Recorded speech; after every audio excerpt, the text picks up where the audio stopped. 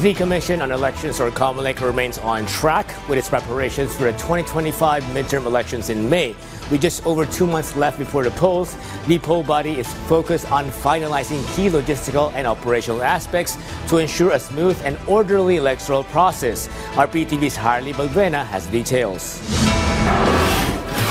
The Commission on Elections stays on track on its preparations more than 2 months before the 2025 midterm elections in May. The COMELEC already printed 48.9 million out of the total 68.54 million ballots to be produced. It also sets the 1.5 million printed ballots quota per day, and the printing is expected to be completed in mid-March. On the report of the Special Backlash Task Force, it has already removed 124,365 campaign posters which violated the rules on campaigning. The poll body was also able to convince different survey organizations to register so they can be subject to regulation. This is to avoid the candidates' possible irregular use of surveys in their campaign.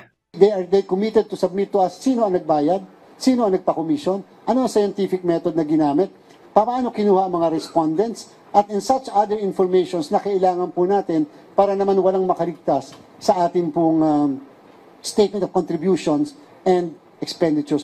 On the Bar parliamentary elections, which was postponed to October, the COMELEC plans to start the filing of certificate of candidacy on June and allot 10 days for the voters' registration either July or August. Also earlier today, the COMELEC filed a complaint at the Manila Prosecutor's Office against Attorney Jerry Harold Respicio, a vice mayoralty candidate in Isabela, for the alleged violation of Cybercrime Prevention Act of 2012 due to a video he released wherein he shows he can manipulate vote counting machines.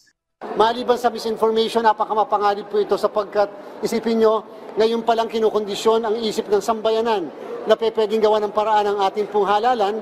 The local candidate will also face a disqualification case, disbarment case, and possible revocation of his PRC license, since it was discovered that he is also a certified public accountant. Meanwhile, a pledge of commitment was also signed today at the COMELEC headquarters in Manila to strengthen the campaign against misinformation and disinformation through the partnership of the Task Force KKK of COMELEC, Department of Information and Communications Technology, Philippine National Police, National Telecommunications Commission, and several election watchdogs and educational institutions.